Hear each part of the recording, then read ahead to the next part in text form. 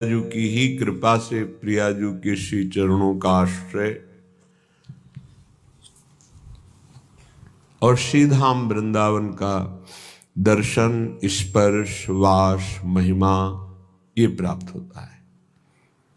इसका फल होता है सीधे प्रेम रस, जो अत्यंत दुर्लभ है। जहां भोगों की सुख बुद्धि, धन में महत्व बुद्धि, तन में ममता बुद्धि, तन के संबंधियों में प्रियता, राग, तो जानते ही नहीं कि प्यार किसे कहते हैं, प्रेम किसे कहते हैं। स्वार्थ प्रेम को नहीं समझ सकता। वो स्वार्थ भरी आंतरिक वासना वृत्ति को, चाहे मोह की वासना हो या काम की वासना हो या राग की हो, वो उसे प्यार समझता है। नहीं, जहां किंचन मात्र भी ब्रह्मा के द्वारा रची हुई संपूर्ण सृष्टि में कोई राग नहीं, कोई ममता नहीं, वहां प्यार उदय होता है, जिसे प्यार कहते हैं, प्रेम। तो ब्रह्मा जी के द्वारा तो जो दिखाई देता है वही रचा गया है। जो आत्म तत्व है वो तो ब्रह्मा का भी है, जो भगवद अंश है वो तो ब्रह्मा का भी है, वो ब्रह्मा का रचा हुआ थोड़ी है। भगवद अंश से कौन प्यार करता है? झूठा, झूठा प्यार, सबका झूठा प्यार। कोई स्वरूप से प्यार नहीं करता, बस तन से प्यार करता है, धन से प्यार करता है। उसकी स्वार्थ भरी वस्तुएं हैं सामने वाले के पास तो वो दोस्त मानेगा, प्यार करेगा। ये प्यार, अपनी वासना की पूर्ति प्यार।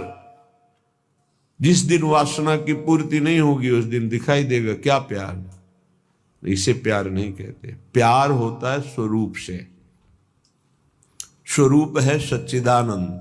ये ब्रह्मा के द्वारा रचा नहीं है, ये ब्रह्मा का भी यही स्वरूप है। स्वरूप से प्यार तो कोई भगवत आश्रित ज्ञानी महात्मा करते हैं, वही प्रेम शब्द सार्थक होता है। लोक में तो प्रेम की शब्द की बड़ी दुर्दशा है। वासनाओं के खेल को प्रेम कहा जाता है, लौकिक भोगों की वासनाओं को प्रेम कहा जाता है। ये दो प्रेमी हैं, और जबकि प्रेम का स्वरूप ही है कामना रहितम, प्रतिक्षण वर्धमानम, सूक्ष्मतरम, अनुभव स्वरूपम। जहां किंचन मात्र कोई कामना नहीं, वहां प्रेम का स्फुरण होता है। और यहां कामना से ही हम प्रेम करते हैं। हमारी जहां कामना नहीं हो वहां प्रेम करके दिखाओ तो आपका प्रेम शब्द सार्थक होगा। किसी भी वस्तु, व्यक्ति, स्थान की कोई चाह नहीं, फिर तो जिधर दृष्टि डालोगे उधर श्याम सुंदर दिखाई देंगे, क्योंकि वही हैं। कामना के कारण नेत्रों में पर्दा पड़ गया त्रिगुण माया का, जिसलिए जिधर देखता हूं नानात्व तो दिखाई देता है। स्त्री पुरुष जड़ चैतन्य अच्छा बुरा। जिस दिन ये पर्दा हटा तो जित देखो तित श्याममयी है। जिधर देखो उधर श्याम ही श्याम। जड़ चैतन्य कछु नहीं दीखत, जहां दीखत तहां श्याम खड़े। बिहुल बिकल संभार न तन की, घूमत नैना रूप भरे। ये स्थिति, इसी स्थिति के लिए मानव देह मिला है। बहुत जन्म हो गए, धन बल, भोग, शरीर बल, नाना प्रकार का विद्या आदि बल, ये सब आज तक कोई हमें सुखी नहीं कर पाया। अब आश्रय ले लो, शरणागति का बल, प्रभु के नाम का बल, प्रभु के धाम का बल, प्रभु की लीला गुण गायन का बल। ये तुम्हारे को ऐसा बल देगा जिससे तुम काम विजयी हो जाओगे, क्रोध विजयी, लोभ विजयी, मोह विजयी। तो जयति जयति जगोच्चरय, उसकी जय हो गई, जय हो गई, वो त्रिभुवन विजेता हो गया। इस बल से त्रिभुवन विजेता होता है। नाम बल, धाम बल, लीला गायन बल, भगवान के चरणों का आश्रय बल। श्रीपाद प्रबोधानंद जी महाराज श्री वृंदावन की इस महामहिम भूमि को, वृंदावन के भूमि पर विहरण करने वाले श्री बिहारी बिहारिन जी को, समस्त वासियों को नमस्कार करते हुए, प्रणाम करते हुए वृंदावन महिमामृत को विश्राम की तरफ ले जा रहे हैं। वैसे तो कभी विश्राम नहीं होगा, चलता ही रहेगा। जब तक श्वास है तब तक वृंदावन महिमा है। श्वास नहीं तो बात अलग नहीं, यही हमारा जीवन है। और तो हम ऐसे बांटते हैं कि पकड़ लो तुम्हारा कल्याण हो जाएगा। बकाया हमारे जीवन, हमारा स्वाद वृंदावन, प्रियालाल, इनकी परिचर्या, इनका दुलार, इनका रूप गुण, यही हमारा जीवन है। नमोस्तु वृंदावन सुंदराभ्याम, नमोस्तु वृंदावन विभ्रमाभ्याम, नमोस्तु वृंदावन जीवनाभ्याम, नमोस्तु वृंदावन नागराभ्याम। नमस्कार है, प्रणाम है ऐसे परम सुंदर वृंदावन को, जिसको देख करके प्रिया प्रीतम प्रतिपल आनंदित रहते हैं। ऐसी सुंदर निकुंज निकुंजे, ऐसी सुंदर भूमि, ऐसे सुंदर खगमृग पशु पंछी, हमारे प्रिया प्रीतम को सुख पहुंचाने वाले वृंदावन की इस सुंदरता को नमस्कार है, जो सुंदरता की सीमा प्रियाजू को भी आनंद प्रदान करती हैं कुंज निकुंजे। नमोस्तु वृंदावन विभ्रमाभ्याम, श्री वृंदावन धाम में विहार करने वाले प्रिया प्रीतम को नमस्कार है, जो वृंदावन में आ गए, वृंदावन की शरण हो गए। इन्हीं की चरण प्रताप से वो संसार चक्र से मुक्त होता है। ऐसे श्री चरणों से जो इस वृंदावन में विहरण करते हैं, ऐसे युगल सरकार को, बिहारी बिहारिन जी को नमस्कार है, प्रणाम है। नमोस्तु वृंदावन जीवनाभ्याम, जिनका जीवन वृंदावन है, ऐसे वृंदावन वासियों को बार बार प्रणाम है, नमस्कार है। जिनका जीवन वृंदावन है, वृंदावन के बिना वो जी नहीं सकते। धन्य है उनका जीवन, जिनके हृदय में ये बात बैठ गई कि हमें चाहे जितना कष्ट मिले, चाहे जैसी परिस्थिति हो, हम श्रीधाम वृंदावन को कभी नहीं छोड़ सकते। श्रीधाम वृंदावन छोड़ने का मतलब है प्राण निकल जाना। जैसे श्री हरिराम व्यास जी की स्थिति वृंदावन के प्रति थी। जब उनके परम प्रिय शिष्य मधुकर शाह जी आए, बहुत प्रार्थना की, उन्होंने मना कर दिया। तब कुछ विज्ञ जनों से सलाह मिली कि यदि इनके गुरुदेव आज्ञा कर दें तो ये आज्ञा उल्लंघन नहीं करेंगे। मधुकर शाह जी ने महाप्रभु हरिवंश चंद्र जी को साष्टांग प्रणाम करके विनय की कि प्रभु, ये यहां रहेंगे तो इनका परम मंगल है, प्रेम में डूबेंगे, पक्की बात है। लेकिन अगर ये ओरछा चले गए तो लाखों लोग प्रेम में डूब जाएंगे, लाखों का कल्याण हो जाएगा। ये ऐसे महापुरुष हमारे गुरुदेव हैं, तो आप कृपा करके आज्ञा कर दीजिए कि वृंदावन आते जाते रहे, पर ओरछा में चलकर रहे। महाप्रभु सहज स्वभाव में कह दिया कि जगत मंगल अगर है तो लिवा जाइए। ये सूचना किसी भक्त ने पहुंचाई कि गुरुदेव ने आज्ञा कर दी है आपको ओरछा जाने की। अब वहां तो कोई प्रश्न नहीं हो सकता, विनय नहीं हो सकती। तो एक एक वृक्ष से ऐसे लिपट लिपट कर, जैसे कोई अपने प्रियजनों से विदा होता है, चिल्ला चिल्ला के रो रहा, हा वृंदावन, हा तरुतमाल, अब हम कैसे जिएंगे आपके बिना। बार बार वृंदावन की भूमि को प्रणाम से वो आए मधुकर शाह जी की गुरुदेव ने आज्ञा दे दी है, ऐसा उनको बोलेंगे। जब देखी स्थिति तो प्रणाम किया, कुछ चर्चा नहीं की, वापस चले गए। नहीं, कहने की हिम्मत नहीं हुई कि मैं कह दूं कि गुरुदेव ने आज्ञा कर दी, आप ओरछा चलो। बोले ही नहीं, प्रणाम किया और चले गए, देख के कि अगर बोल देंगे तो प्राण त्याग देंगे।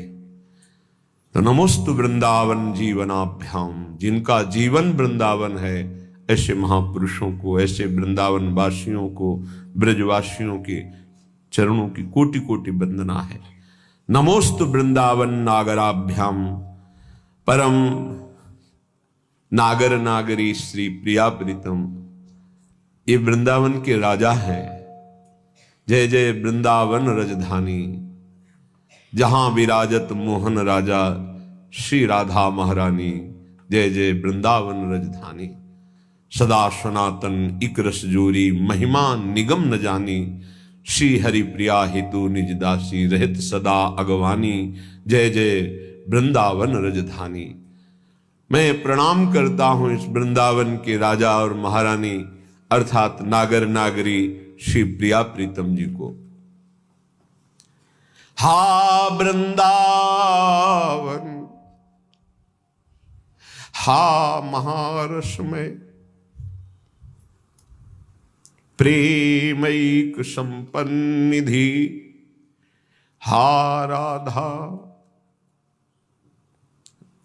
रतिनागर स्मर कला साक्षिणी मदेक प्रिय,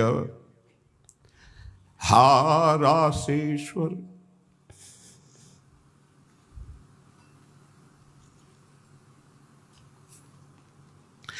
विश्वमूर्छन लतावल्ली, खगाद्यद्भुत श्रीमन, हा प्रकृते पराद पिपर, त्वं मे गतिस्त्वं गति, त्वं मे गतिस्त्वं गति। हा वृंदावन, कभी छोड़ना नहीं। त्वं मे गतिस्त्वं गतिश, तुम ही हमारी गति हो, तुम ही हमारी गति हो। हा वृंदावन, हा महारसमय, हे महाप्रेम समुद्र, हे महान रस समुद्र वृंदावन, तुम एकमात्र मेरी प्रेम संपत्ति हो। मुझे कभी त्यागना नहीं, कोई अपराध बन जाए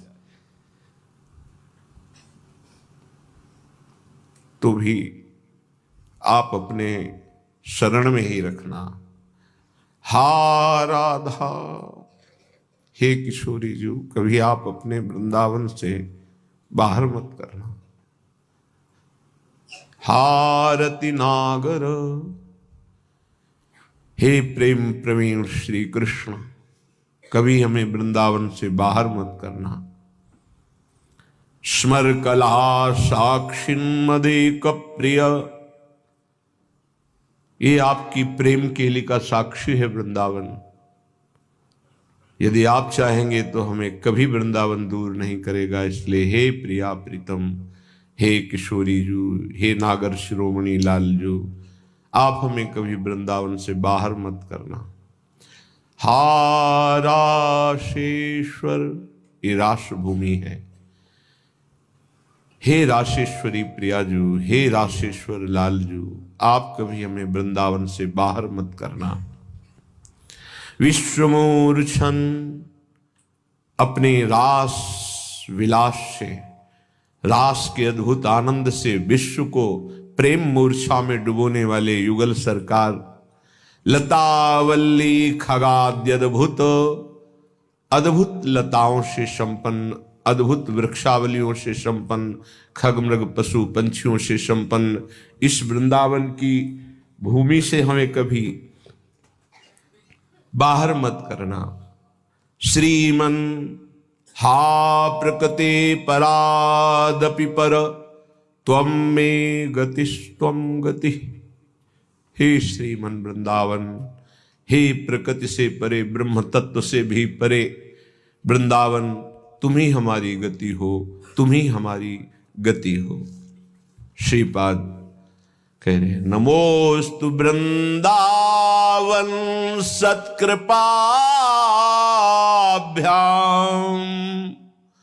नमोस्तु वृंदावन सदृशाभ्याम, नमोस्तु वृंदावन पूर्णताभ्याम, नमोस्तु वृंदावन गोचराभ्याम। हे वृंदावन, आप सदैव सत्कृपा की वर्षा करते रहते हो। सत्कृपा, वृंदावन की कृपा केवल प्रिया प्रीतम के प्रेम रस को प्रदान करने की ही लालसा करती है। यदि कोई सांसारिक सुख मांगता है तो वो भी पूर्ण करते हैं, पर वृंदावन की कृपा का सीधा फल है प्रिया प्रीतम का प्रेम। इसलिए सत्कृपा भाव, वो सद कृपा करती है। यद्यपि कल्प तरु है वृंदावन, जो चाहोगे प्राप्त हो जाएगा, पर वृंदावन से अगर चाह ना करो तो सीधे कृपा प्रिया प्रीतम के प्रेम में डुबो देगी। इसलिए प्रणाम करता हूं वृंदावन की उस सत्कृपा को जिन जिन के ऊपर हुई, वो श्यामा श्याम के महान अनुरागी जन हुए। नमोस्तु वृंदावन सत्कृपाभ्याम।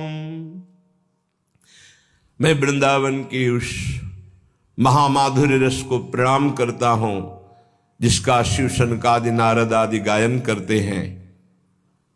अद्भुत रस जो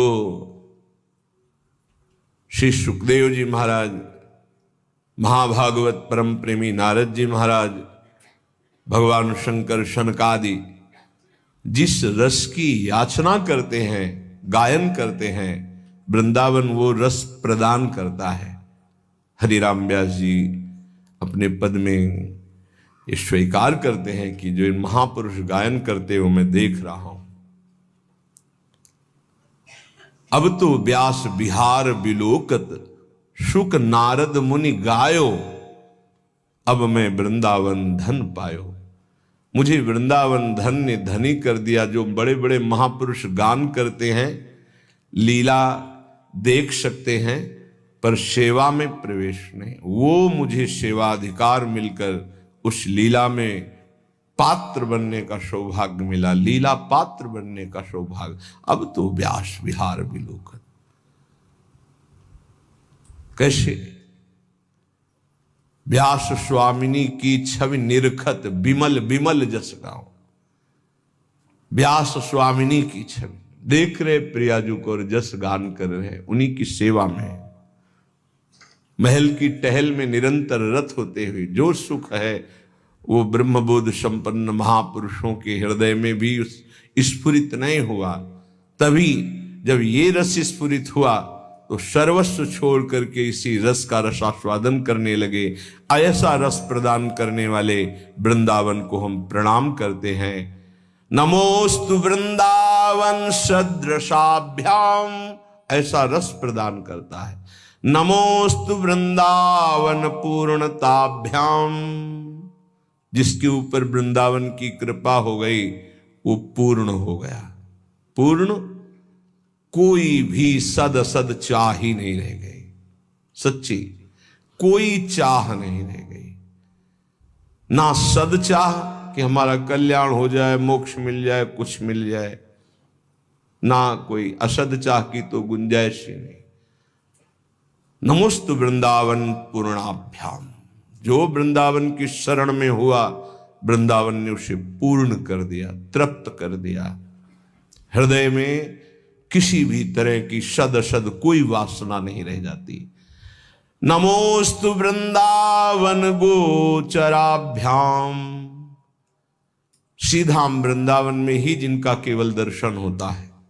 यद वृंदावन मात्र गोचरम हो यन्न श्रुतिकम शिरो, वेद के शिरोभाग उपनिषद में भी जहां वो रस नहीं है, वो रस की साक्षात सघन मूर्ति श्री लालजू महाराज और लालजू के चित्त का बलात् प्रेमाकर्षण करने वाली प्रियाजू, इनका मात्र दर्शन बिहारी बिहारिंजू का वृंदावन में ही होता है। कहीं भी कोई आराधना करे तो पहले वृंदावन प्रकाशित होगा, फिर प्रिया प्रीतम। नमोस्तु वृंदावन गोचराभ्याम, जो केवल वृंदावन में ही देखे जा सकते हैं, ऐसे वृंदावन के प्रिया प्रीतम को, बिहारी बिहारी जी को प्रणाम है। वृंदारण्योत्तमम नास्ति नास्ति मत्तो अधमम क्वचित, राधा नाम न प्रभावेण यदि श्यान्मेलनम तयोः। वृंदावन जैसा महान कोई नहीं और मेरे जैसा नीच कोई नहीं। श्रीपाद, अगर हमें कुछ प्राप्त हुआ है तो राधा नाम प्राप्त हुआ है। वृंदारण्योत्तमम नास्ति, वृंदारण्य से उत्तम कोई नहीं। नास्ति मत्तोधमम क्वचित, मेरे से नीच इस सृष्टि में कोई नहीं। ये महापुरुषों की स्थिति है। यहाँ 2-4 माला कर लिए तो हम आ जाता है, हम भगत हैं। 4 लोग प्रणाम कर दिए तो हम अवतार मानने लगते हैं। ये जो अवतार हैं महापुरुष, हम कह रहे हैं कि वृंदावन से बढ़कर के कोई महान नहीं, और नास्ति मत्तोधमम क्वचित, मेरे से नीच कोई नहीं। ये पूर्णता है ग्रंथ की। राधा नामना प्रभावेन, आज अगर वृंदावन का प्रभाव मेरे हृदय में उदय हुआ है तो है राधा राधा राधा। श्यान्मेलनम तयो, इसी राधा नाम का जप और वृंदावन के संयोग से जो मुझे प्राप्त हुआ है, वो कदापि किसी और साधन से नहीं प्राप्त हो सकता। श्री राधा नाम के बिना, वृंदावन के संयोग के बिना कदापि ये रस प्राप्त नहीं हो सकता। जो महामाधुर्य रस है, महाप्रेम सुरंग रंगी, और न कुछु सुहाय तिनको जुगल सेवा सुख पगे। ये महाप्रेम शिव सी प्रति यद्यपि ललचाही, मन प्रवेश तिनहु को नाही। निगमागम की कौन चलावे, महाविष्णु के मन नहीं आवे। या रस को तबही अधिकारी, कृपा करें जब राधा प्यारी। कृपा लाडली तबही करें, श्री हरिवंश जो कर सिर धरे। राधा नाम के बिना और वृंदावन की कृपा के बिना ये महारस नहीं मिल सकता, क्योंकि इन रसिकाचार्यों का आश्रय, इनकी कृपा, इनकी उपासना वृंदावन ही प्रदान करता है। वृंदावन की कृपा के बिना कोई जान ही नहीं सकता प्रियाजू की लाडली सखियों को। श्रीमद वृंदावनेश्वर्याः सरकन्नामैक मंगलम, सर्वाश्चर्या अनंत शक्ति मुखे विजयता मम। हे वृंदावनेश्वरी, आपकी महिमा किसी की सामर्थ्य नहीं कि कोई पार पा सके, क्योंकि वेद जिनका नेति नेति करते वो हरि हैं, और हरि आपके अधीन है, तो आपकी महिमा कौन गा सकता है। हे लाडली जू, सकर्ण नामैक मंगलम, एक बार जिसने बोल दिया राधा, उसका मंगल हो गया।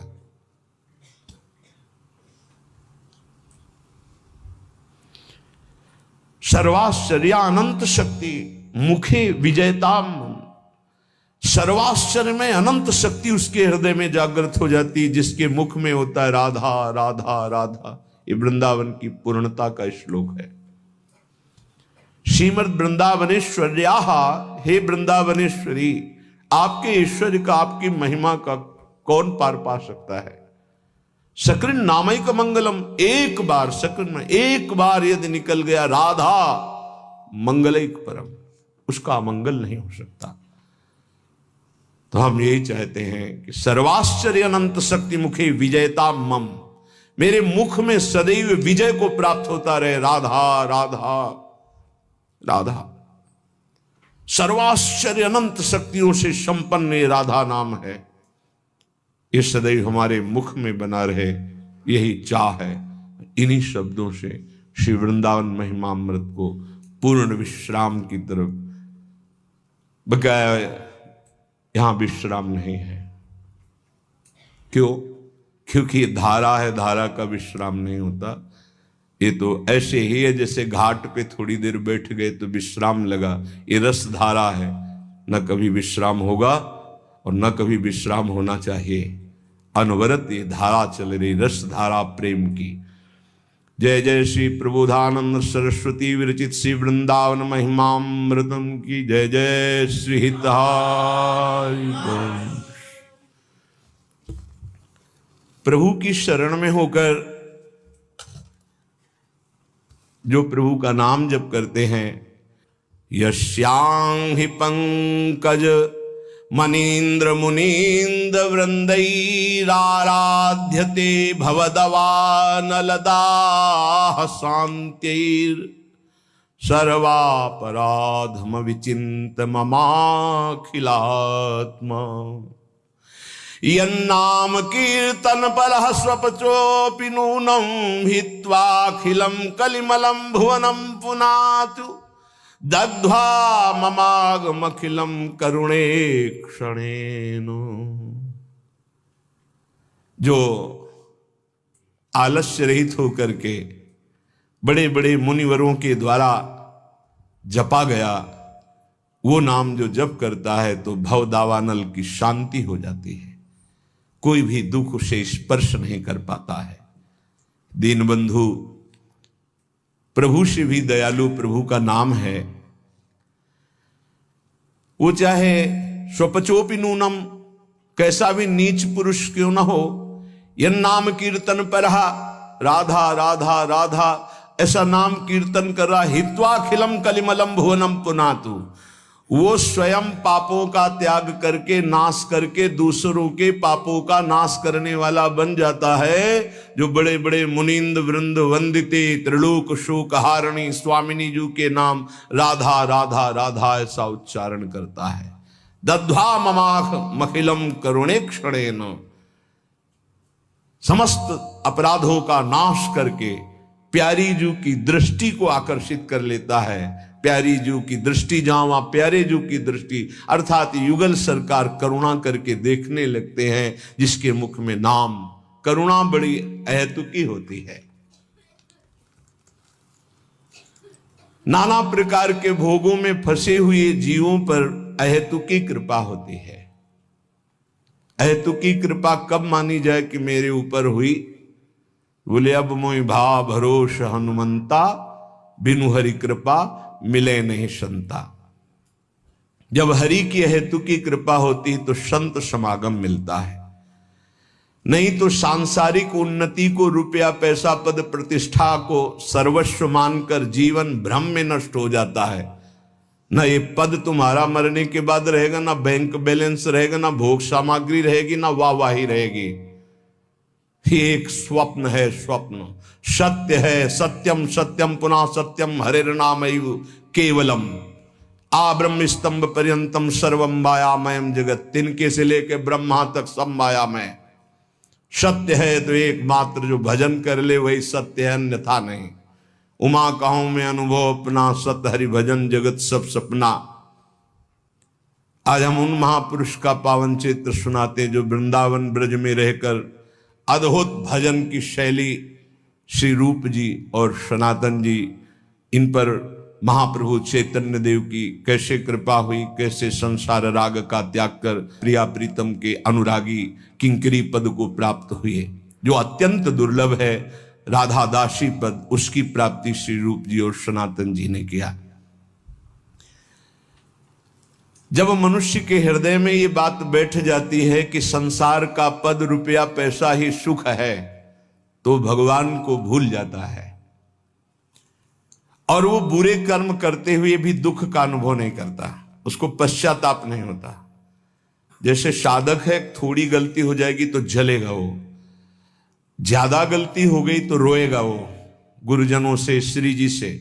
लेकिन पापात्मा पुरुष बड़े से बड़ा पाप करके भी वो हर्षित होगा, शोकित नहीं होगा। उसको लगेगा मैंने बाजी जीत ली। उसको अपने बुरे कर्मों का ना जलन होती, ना पश्चाताप होता है, ना दुख होता है, क्योंकि वो भारी दुर्गति को प्राप्त होगा। उसको अपनी गिरी दशा का कभी अनुभव नहीं होता कि मैं बहुत नीच हूं, गिरा हुआ हूं। धन्य है उनका जीवन जिनका एक सेकेंड भी भगवान से विमुख जाने पर उनको पश्चाताप होता, जलन होती। तद्स्मरणेन परम व्याकुलते थे। कोई कितना भी बड़ा विद्वान हो, कैसा भी ज्ञानी हो, कितना भी विवेकी हो, कितने भी उन्नति के ऊंचे शिखर पर पहुंच गया हो, क्योंकि पूर्व पुण्यों के प्रभाव से बड़ा पदाधिकारी, कोई ऊंचे पदों का अधिकारी जैसे महाराज नहुष देवराज इंद्र के पद पर पहुंच गए थे, पर यदि उसे संत समागम नहीं मिला तो उसकी दुर्गति पक्की है। जैसे संतों का ही अपराध करके नहुष जी अजगर योनि को प्राप्त हो गए, सीधे देवराज इंद्र के पद से अजगर योनि। और अगर कहीं अहेतुकी कृपालु भगवान की कृपा से संत समागम हो गया, फिर सब धूल धूसरित हो जाता है। अहंकार, पद का अहंकार, रुपए का अहंकार, नाना प्रकार की विद्या आदि का अहंकार।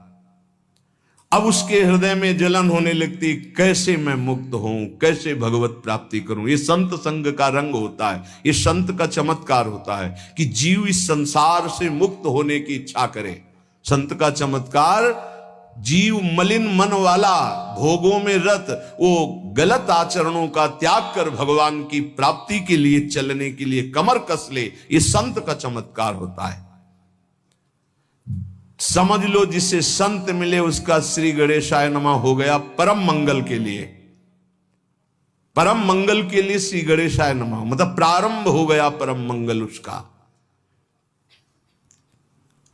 एक दिन वो सुमेरु की ऊंचाई की तरफ बढ़ता चला जाएगा और कोई उसे रोक नहीं पाएगा।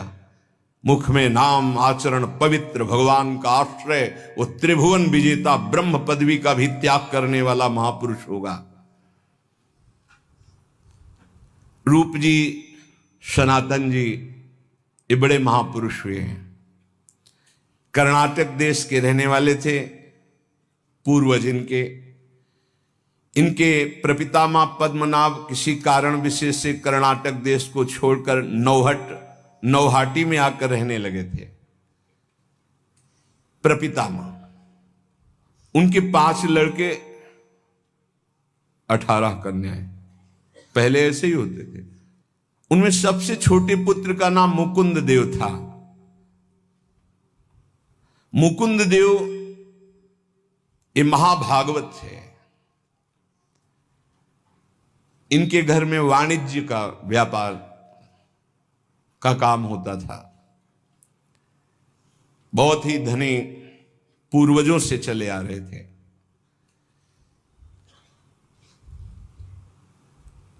जहां व्यापार, धन, संपत्ति, वैभव, वहां महाभागवत होना एक बड़ी दुर्लभ बात होती है।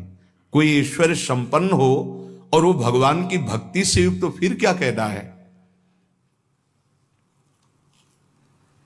इनका विवाह हरिनारायण विशारद की कन्या रेवती देवी से हुआ।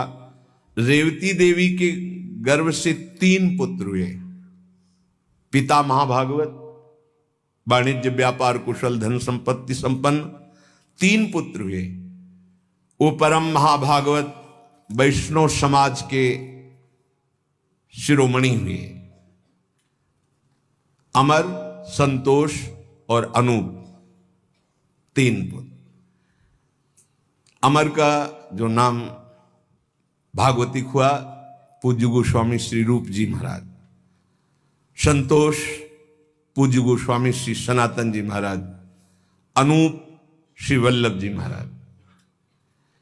पिता ने अपने तीनों पुत्रों को सुयोग्य पंडित बनाना चाहा, इसलिए नौहाटी के प्रसिद्ध विद्वान पंडित श्री सर्वानंद सिद्धांत वाचस्पति से इनकी संस्कृत शिक्षा दिलाई गई। राजभाषा फारसी थी उस समय, तो फारसी के भारी विद्वान हुए। राजकीय कामों में फारसी शब्द का ही बोलबाला था। जो फारसी न पढ़े हुए उसे अनपढ़ माना जाता था। फारसी पढ़ा हुआ सभ्य और विद्वान समझा जाता था, उसे ही बड़ी बड़ी नौकरियों के पद में रखा जाता था। फारसी पढ़ा हुआ साधारण नहीं माना जाता था। सनातन जी और रूप जी को इसी विद्या को भारी प्रकांड, संस्कृत के भारी प्रकांड विद्वान फारसी और संस्कृत दो भाषाओं में बहुत ही प्रवीण, मेधावी स्मृति शक्ति संपन्न, एक बार जो पढ़ लिया वो पूरा कंठस्थ हो गया, ऐसे थे। इतनी तीक्ष्ण बुद्धि बाल्यकाल से थी कि संस्कृत और फारसी तो पढ़ी ही और अरबी भाषा का भी ज्ञान किया। गौड़ देश के बादशाह हुसैन शाह, मालाधर वंश जी उनके राजमंत्री थे, बड़े गुणग्राही थे। उन्होंने जब इनकी बौद्धिक शक्ति देखी, रूप जी की, सनातन जी की, तो उनको लगा कि ये कोई बहुत ही विशेष है, क्योंकि इतनी छोटी अवस्था में फारसी, संस्कृत, अरबी सब भाषाओं का ज्ञान, सब शास्त्रों का ज्ञान। वो बड़े भागवत थे। मालाधर वंशु जी जो हुसैन शाह के राजमंत्री थे, वही श्री कृष्ण विजय नामक बंगला का काव्य जो रचना की थी, जिसका कभी कभी महाप्रभु चैतन्य देव भाव में गायन करते थे, नंद नंदन कृष्ण मोर प्राणनाथ।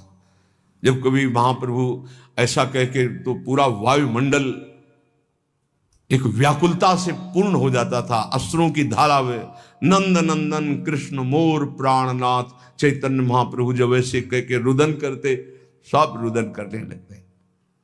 महाप्रभु को बहुत पसंद, ये बहुत बार पूरे लीला चरित्र में आया कि जब कभी भाव में होते तो नंद नंदन कृष्ण मोर प्राणनाथ।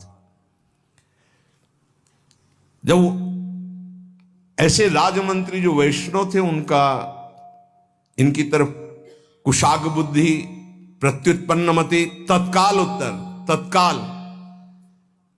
किसी भी बात का तत्काल उत्तर देना, उसे प्रत्युत्पन्नमति, कुशाग्र बुद्धि, तीक्ष्ण बुद्धि मिले ये स्वयं अपनी तरफ से। और कहा कि आपको तो राज दरबार में सेवा देनी चाहिए, क्योंकि इतनी कुशाग्र बुद्धि के तो राष्ट्र सुरक्षित होगा। स्वीकार कर लिया। नवीन अवस्था दोनों भाई राज दरबार की सेवा में।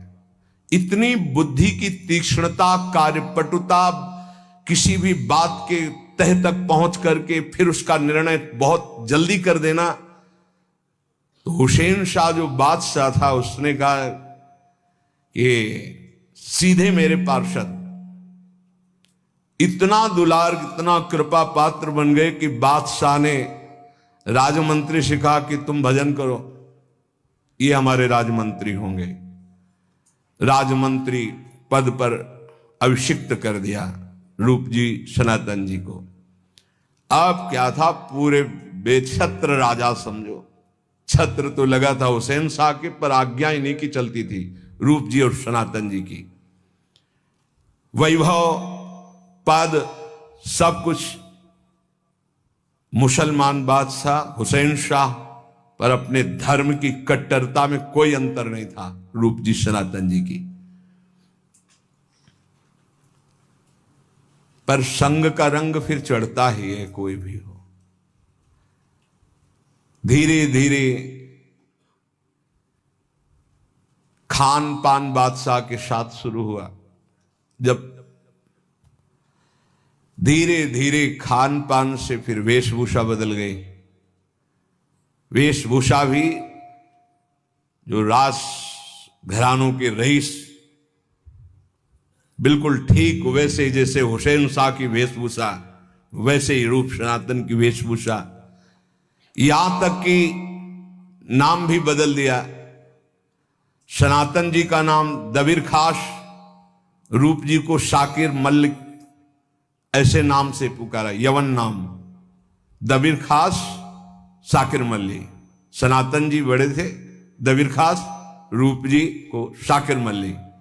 अब वेशभूषा ही वही, उन्हीं के बादशाह अपने साथ पवाता। बहुत दिन तक पर जब संग है तो फिर रंग चढ़ जाता है। अब कोई इनको रूप सनातन के नाम से नहीं पुकारता। दाविर खास, साकिर मलिक, राजमंत्री हुसैन शाह, नाम मात्र के बादशाह, आज्ञा तो इनकी चलती।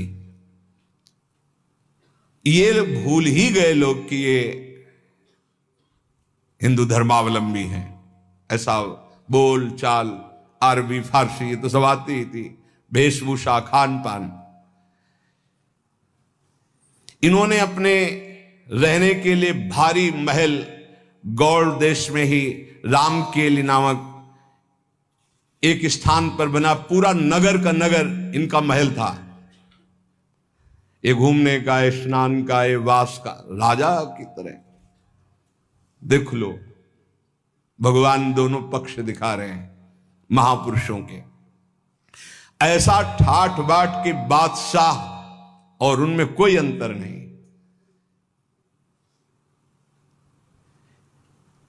संस्कृत के भारी विद्वान तो थे ही, तो ज्ञान तो था ही शास्त्रों का। अगर किसी साधु वैष्णव को देखते तो खड़े हो जाते, साष्टांग दंडवत होते। कुछ हृदय में एक अव्यक्त जलन होती, सब कुछ होने पर भी असंतुष्ट हो जाते। कुछ तो कमी है, कुछ पाना है। अभी मन को समझाते कि सब कुछ है, पर हृदय में एक अव्यक्त जलन होने लगती। जहां किसी साधु को देखते, किसी वैष्णव को देखते, इनके मन में आया कि कुछ तो भगवत लीलाएं सुननी चाहिए, कथन करनी चाहिए। हम तो एकदम भूल ही गए। तो एक कन्हाई नाटशाला नाम की मूर्तियों का संग्रहालय बनवाया और अपने विविध भगवानों की मूर्तियां वहां विराजमान की, जो श्री कृष्णचंद्र जी की लीला से युक्त छवियां थी। वहां जाकर बैठते और दर्शन ऐसे करते। तब जब कभी जलन होती तो शांति होती। इनके मन में एक बात आने लगी कि जीवन में जब कभी वैष्णव संतों को देखता हूं तो मेरे जलन क्यों होती है। तब शास्त्रों का चिंतन करते, विद्वान तो थे ही, तब लगा कि कहीं मैं गलत हूं, मेरा जीवन कहीं गलत दिशा की तरफ जा रहा, मेरे जीवन का लक्ष्य ये नहीं है, इसीलिए मैं अशांत हूं। राज पदवी, राजभोग, महल सब वैभव, पर मेरी दिशा ठीक नहीं। कुछ है जो मेरे अंदर मांग हो रही है। अब पूरा राज्य सुख, राजभोग, ये सब एक अव्यक्त रूप से आग पैदा करती कि ऐसा लगता कि मैं अधूरा हूं, कुछ चाहिए मुझे। कभी कभी व्याकुल होकर अपने उस भगवान की जहां विविध मूर्तियां, वहां बैठ जाते और सोचते क्या करूं, कहां जाऊं, कैसे मैं अपने हृदय को शांत करूं, क्या मांग है मेरी। उसी समय कुछ वैष्णवजनों के सानिध्य की इच्छा हुई तो वैष्णवजन तो भ्रमण करते हैं, बुलाया, खूब खवाया पिया, बैठा ला। तो कहा हमारी इच्छा होती कभी कभी साधु संग करें। तो उनका अगर साधु संग की इच्छा है तो इस समय महाप्रभु चैतन्य देव प्रकट हुए हैं। अगर कभी तुम्हारा सौभाग्य उदय और उनके श्री चरणों के दर्शन करो तो हमें लगता है तुम्हारी जिज्ञासा, पिपासा और उज्जवल हो जाएगी। महाप्रभु के जब पावन चरित्र के विषय में वैष्णव जनों ने कहा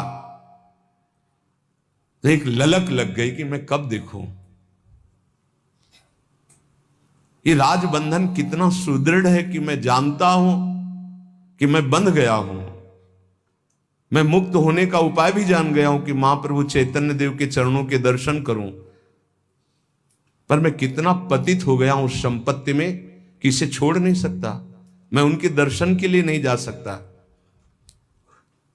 क्या मुझ पतित पर कभी महाप्रभु चैतन्य देव की कृपा होगी? सुना है वो बहुत पतितों का उद्धार करते, क्या मेरा कभी उद्धार करेंगे? फिर एकदम विद्वान तो थे। गीता जी का श्लोक, अपिचेत सुदुराचारो भजते माम अनन्य भाग साधुरी समन्तव्या सम्यक व्यवसिता ऐसा। चाहे जितना बड़ा पापी हो, यदि भगवान की शरण में आकर अनन्य भाव से भजन करे, वो महात्मा हो जाता है। फिर धैर्यबंधता, ये उहापुह की स्थिति।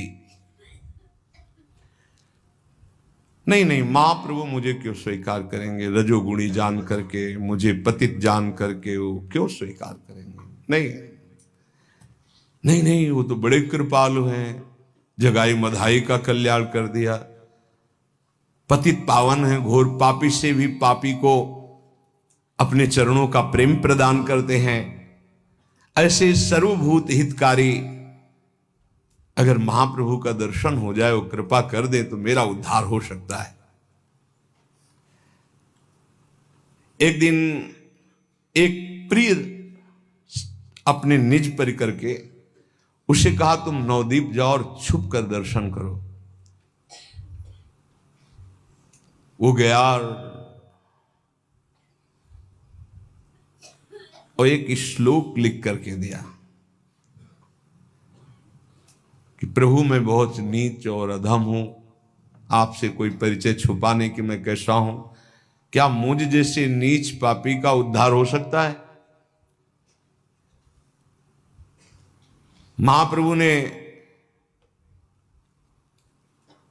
उनके इस श्लोक को पढ़ा, पर व्यसनिनी नारी व्यग्रापि गृह कर्मसु तमेवास्वादयत्यंतर नवसंग रसायनम।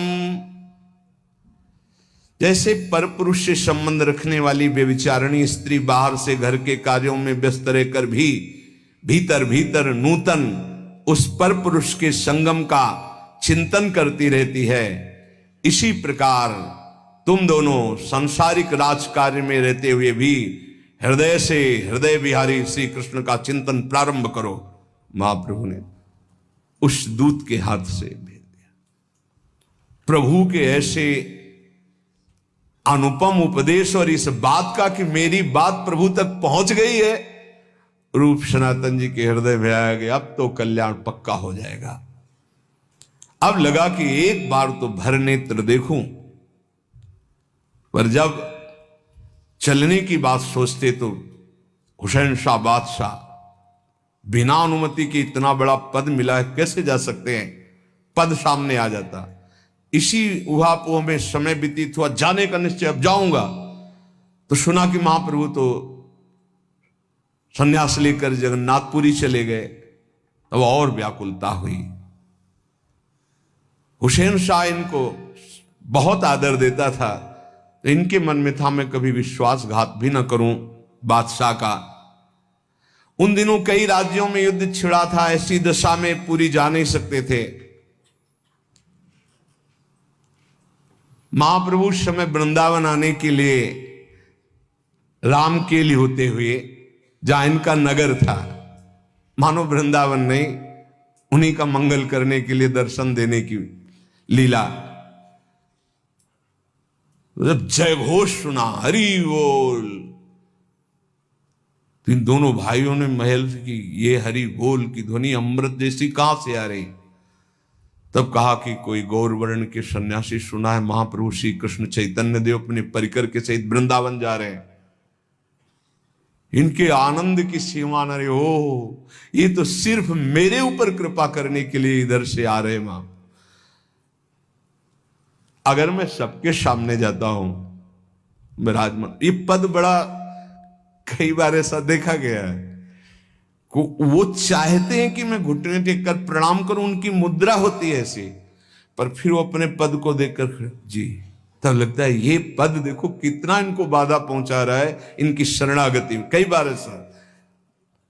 बार ऐसा सभाओं में देखा कि वो पद अंदर से अहम जो होता है पद का, वो झुकने नहीं देते। देखो सामने आ गया पद, महाप्रभु आ रहे हैं कृपा करने। इनके मन में आया कि बादशाह का इतना निजी जन होकर सबके सामने भीड़ में ऐसे, तो लोगों के समक्ष कैसे, क्या एकांत में प्रभु मुझसे मिल सकते हैं, बात हो जाए, उनके दर्शन हो जाए?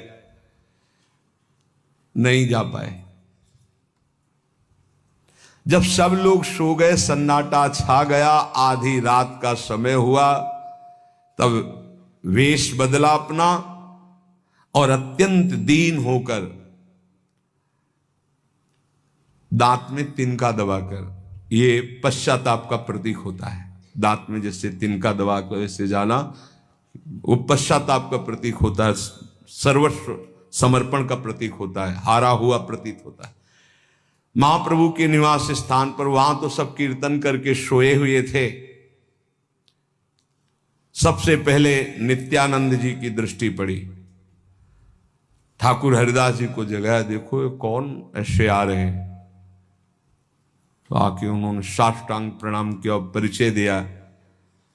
नित्यानंद जी बहुत प्रसन्न हुए, बोले बहुत दिनों से इंतजार था, आज आए हो प्यारे।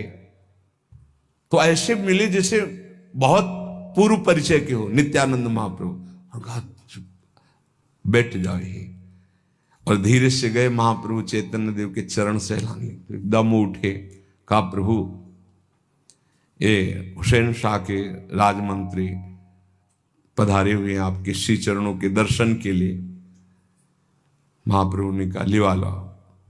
जी ही सामने देखा रूप जी सनातन जी को प्रसन्न होके कहा आओ। तो उनके तो था कि पता नहीं जाएंगे बात करेंगे कि नहीं करें। ऐसे महाप्रभु मिल रहे जैसे बहुत पुराने बिछुड़े हुए मित्र हो, बहुत पुत्र हो, प्रियजन हो, आत्मा हो। ऐसे ये रो पड़े और महाप्रभु के चरणों में व्याकुल होकर जोर जोर से रुदन करने। प्रभु बार बार दोनों के सिर पर ऐसे हाथ, क्या सुख है ये, यही जीवन का परम लाभ। कोई भगवत अवतार, भगवत प्रेमी ऐसे दुलार कर रहा, हम उनके चरण पर पड़े हों। जिस समय हनुमान जी महाराज राम जी के चरणों में माथा रखे और राम जी ऐसे कर कमल, तो महादेव जी प्रभु कर पंकज कपि के सीसा, सुमिर सुदशा मगन गौरी सा, सावधान कर मन पुनि शंकर, लागे कथा कहन अति सुन। हनुमान जी महाराज भगवान शिव ही है, तो जो सुख मिल रहा है आज वैसे ही रूप सनातन के ऊपर प्रेमावतार महाप्रभु चैतन्य देव का कर कमल और उनका माथा उनके चरणों पर बार बार अश्रुओं से महाप्रभु के चरणों का प्रक्षालन कर रहे हैं।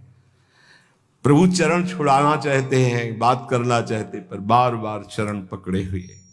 करुणा के स्वर में कहा प्रभु मुझ नीच का उद्धार कर दीजिए, प्रभु मुझ नीच का उद्धार कर। प्रभु ने आश्वासन देते हुए कहा तुम लोग अब रुदन करोगे तो मेरे को भी रोना आ जाएगा। देखो देखो तुम लोग महाभागवत हो, देखो तुम लोग जन्म जन्मांतरों से मेरे ही हो, तुम भूल से वहां थे, तुम चिंता क्यों करते हो, देखो तुम मेरे हो, जन्म जन्मांतरों से मेरे हो। तब उनको धैर्य हुआ, मैं इस समय केवल तुम्हारे लिए आया हूं। ये बहाना बना के कि मैं वृंदावन जा रहा हूं, केवल तुम्हारे लिए आया हूं। महाप्रभु ने कहा यहां मैं केवल तुम भाइयों के लिए, दोनों भाइयों के लिए आया हूं। आज तुम्हारा नूतन जन्म हो गया, अब इन मुसलमानों के द्वारा दिए हुए नाम का त्याग करो। आज से मैं तुम्हारा नाम रखता हूं सनातन बड़े, और तुम्हारा नाम रखता हूं रूप।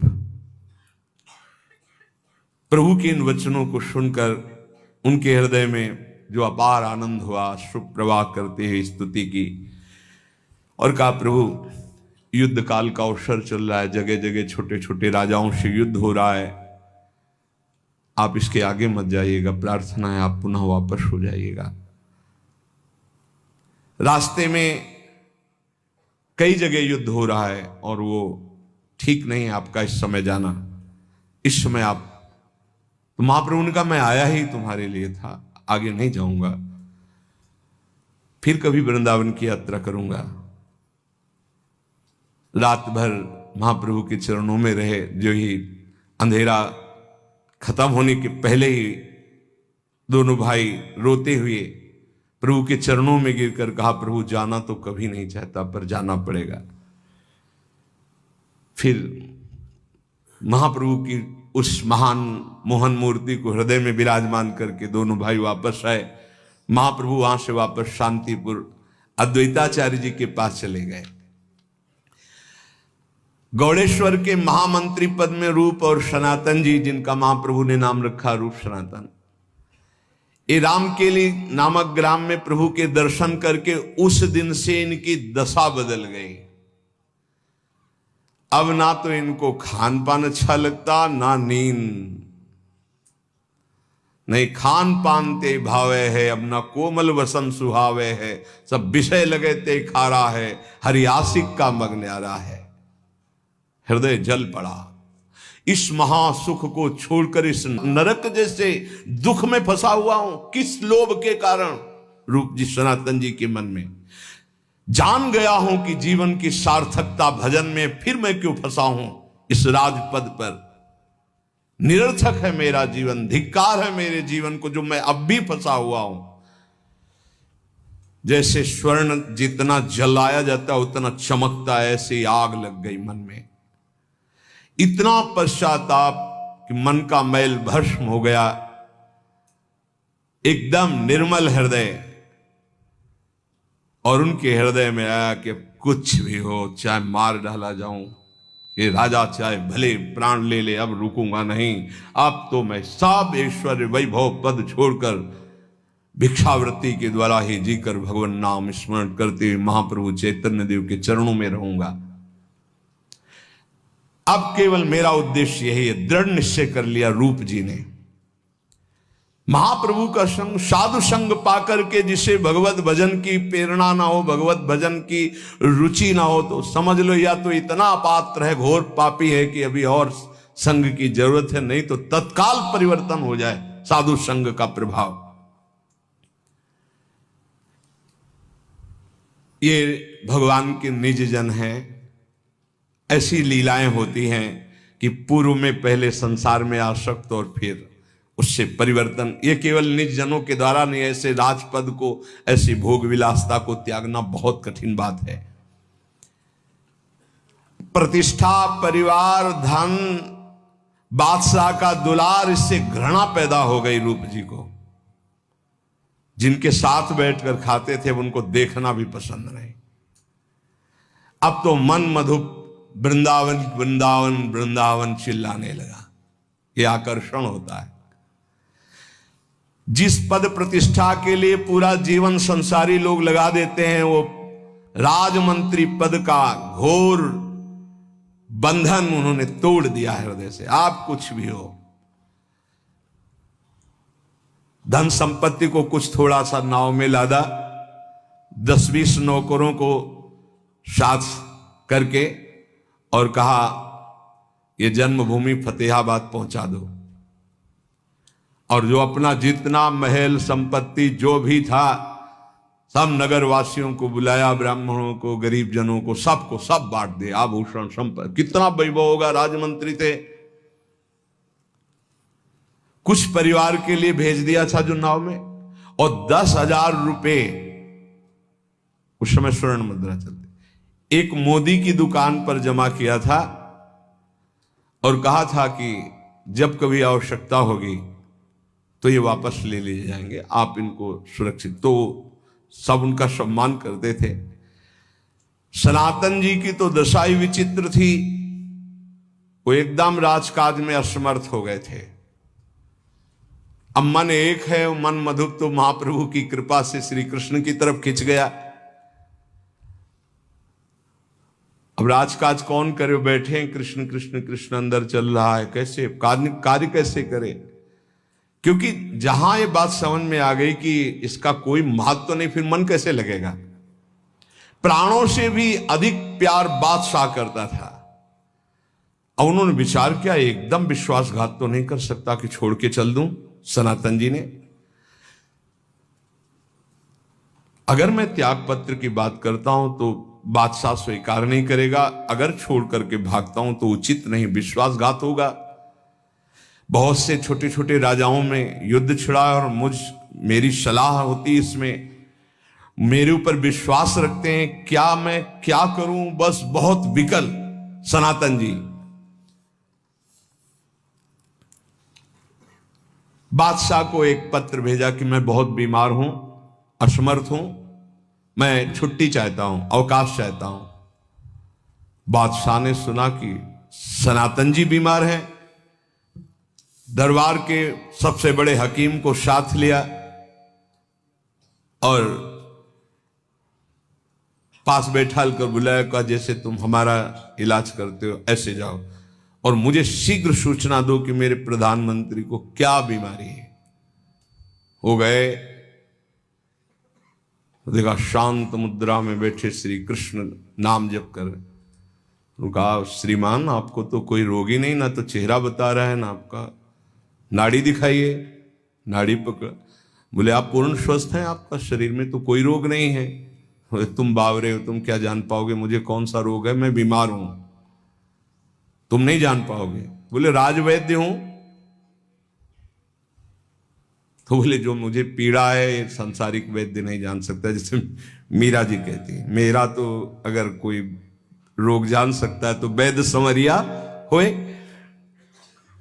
तुम्हारे आयुर्वेद चिकित्सा में कोई ऐसा सूत्र ही नहीं कि मेरे रोग का निवारण कर सके। तो उसने कहा महाशय आप भूली भूली बातें मत कीजिएगा, आप राजमंत्री हैं, आपको कोई रोग नहीं है, मैं जाकर के बादशाह को सूचित करता हूं।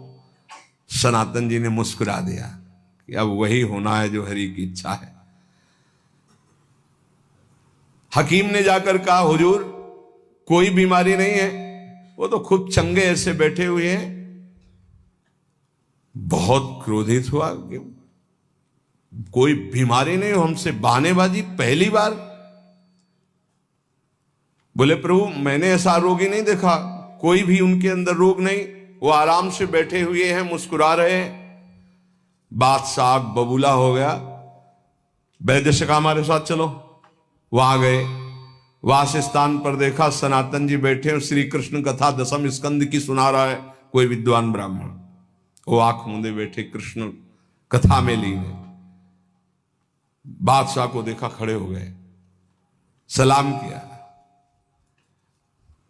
आसन ग्रहण किया। बादशाह ने आप नीचे बैठे। थोड़ा बादशाह शांत होते, बनावटी प्रसन्नता, आपको क्या कष्ट है? मल्लिक महाशय, वैद्य ने तो कहा कोई बीमारी नहीं।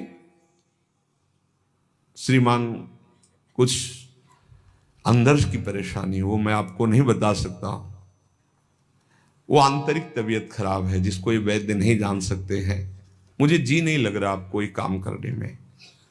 बादशाह ने कहा कैसी बात करते हो, मेरे से छुपाव कर रहे हो कि कोई आंतरिक परेशानी? आज तक मेरा आंतरिक कोई विषय आपसे छुपा रहा, आप क्यों छुपा रहे हैं? और आप कह रहे हैं काम में मन नहीं लग रहा, तुम्हारे ऊपर पूरा भरोसा है और तुम्हारे ही विधान से सब कार्य होते हैं। नहीं नहीं, ये तुम्हारा प्रमाद है, कोई बीमारी नहीं है। सनातन जी ने कहा नहीं नहीं, प्रमाद नहीं है, ये हृदय की बात कह रहा हूं, मैं अंदर से बीमार हूं। बादशाह ने कड़क कर कहा तुम जानते हो किससे बात कर रहे हो? हम बार बार कह रहे हैं, हकीम कह रहा है आप बीमार नहीं, फिर भी आप कह रहे हो बीमार हो। जानते हो इसकी सजा क्या हो सकती है? तुम दोनों भाइयों पर इतना विश्वास रखता हूं और तुम ऐसे बोल रहे हो, विश्वासघात करना चाहते हो। सुना है, मुझे एक एक सीआईडी के द्वारा पता है, तुम्हारे एक भाई ने कुछ संपत्ति फतेहाबाद भेज दी और वो बीमारी का बहाना बनाकर भाग गए। धोखेबाजी का क्या रहस्य हो सकता है आप लोगों की? और तुम यहां बीमारी की बात करके राजकाज से।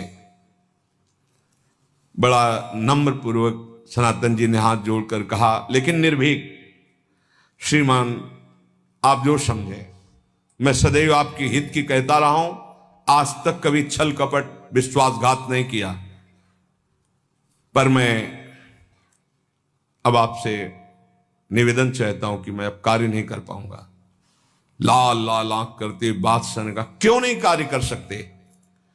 फिर नम्रता से उत्तर, श्रीमान मेरा मन नहीं लगता। क्यों नहीं लगता मन? क्या चाहिए तुम्हें? मुझे श्री कृष्ण चाहिए। खुल के बोलो, मुझे श्री कृष्ण चाहिए, अब ये नहीं चाहिए पद प्रतिष्ठा। बादशाह ने झुंझलाकर कहा कि क्यों ये राजकाज तुम्हें क्यों काटने लगा, क्यों ये वैभव काटने लगा? सनातन जी ने कहा मैंने निवेदन कर दिया, राजकाज नहीं कर सकूंगा तो नहीं कर सकूंगा, अब आपको जो करना सो कर लीजिए। सनातन जी का ऐसा उत्तर सुनते ही अपने प्रधान अंगरक्षकों के साथ गए हुए थे, उन्होंने कहा मेरी आज्ञा पर प्राण देने वाले तुम ऐसा उत्तर दे रहे हो? मेरे वेतन भोगी नौकरों के सामने निर्भीक होकर तुम मेरा अपमान कर रहे हो? देखो, मैं क्रोध नहीं करना चाहता, अगर क्रोध किया तो तुम समझ नहीं सकते हो मैं तुम्हें कितना दंड दे सकता हूं। चलो, तुम्हारा यामन नहीं लगता, हमारे साथ चलो, कुछ दिन के लिए हम ये युद्ध विराम करते हैं, उड़ीसा चलो, कोई मनोरंजन जो तुम्हें अच्छा लगे, चलो ना। सनातन जी ने कहा, श्रीमान, मुझे किसी काम से चिढ़ नहीं है, मुझे अब संसार से ही चिढ़ है, ना मुझे कोई मनोरंजन करना है, ना आपका साथ, ना आपका राजपद। ओठ चबाते हुए इसने कहा कि साकिर मलिक, होश में, अभी तक मैं अपने क्रोध को दबाए हुए था, सोच समझ कर उत्तर दो, तुम एक बादशाह से बात कर। सनातन जी ने कहा, श्रीमान, मैंने कोई नशा नहीं पी रखा, मैं खूब होश में बात कर रहा हूं, मुझे पता है कि गौड़ देश के एकमात्र स्वतंत्र शासक बंगाल के अधीश्वर से बात कर रहा हूं, जिसके हुक्म पर अभी गर्दन काट दी जाएगी। बादशाह ने कहा, जब जानते हो तो तुम इस धृष्टता क्यों कर रहे हो? बोले, मैं खूब जानता हूं, सिर धड़क से अलग कराने के लिए तैयार हूं, पर मैं आपका अब काम नहीं कर पाऊंगा। कितनी हिम्मत भगवान की भक्ति में जागृत होती। बादशाह बहुत क्रोधित होकर दो अपने सेवकों से कहा, गिरफ्तार कर लो इनको, हथकड़ियों से जकड़ लो, पर मारना नहीं, क्योंकि इनके जैसा मिलना बड़ा मुश्किल है। महीने 2 महीने जेल की हवा खाएंगे, कष्ट सहेंगे तो इनका दिमाग सही हो जाएगा, अभी राजमंत्री का सुख भोगते रहे। सनातन जी मुस्कुरा दिए। बन गई बात धीरे धीरे, अब निकाला जा रहा है इस संसार दलदल से। तत्काल उनको हथकड़ी लगाकर जेल के अंदर किया गया, हथकड़ी हटा दी गई, जेल में बंद। बादशाह युद्ध चल रहा था तो उड़ीसा प्रांत की तरफ, अब रूप जी को जब उनके भी गुप्तचर लगे थे, सूचना मिली कि सनातन जी को बंदी बना लिया गया है। 2 दूतों को भेजा था कि महाप्रभु चैतन्य देव कहां हैं, पता लगाओ। एक दूत ने इधर बताया कि सनातन जी बंदी बन गए, तो एक दूत ने बताया कि इस समय महाप्रभु पैदल यात्रा करते हुए तीर्थराज प्रयाग से होते हुए वृंदावन जा रहे हैं। वृंदावन गमन का समाचार सुनकर रूप अपने छोटे भाई अनूप जी, श्री वल्लभ जी को लेकर प्रभु की खोज में वृंदावन की ओर चल पड़े, और एक दूत से पत्र भेजा कि मैं चैतन्य देव की खोज में जा रहा हूं, मेरा मन मधुप चैतन्य चरणारविंद के मकरंद का पान करने के लिए उन्मत्त हो चुका है, मैं एक क्षण भी अब संसार के लायक नहीं रह गया हूं, जहां मेरे चैतन्य देव हैं वहां जाकर मैं उनकी शरण में होऊंगा। आप किसी बात की चिंता न करें, महाप्रभु आपका मंगल करेंगे। यदि आपको कारागार से मुक्त होने के लिए 10,000 स्वर्ण मुद्राएं मोदी के यहां जमा है, प्रयोग में आवे तो कर लेना। रूप जी ने पत्र में भिजवा दिया। अच्छा, सब कोई जानता था राजमंत्री, इसलिए बड़ी अदब के साथ जेल में, तो पत्र भी उनके पास पहुंच गया। शायद है कि ये कारागार से मुक्ति का उपाय ठीक रहेगा कि मोदी से 10,000 जो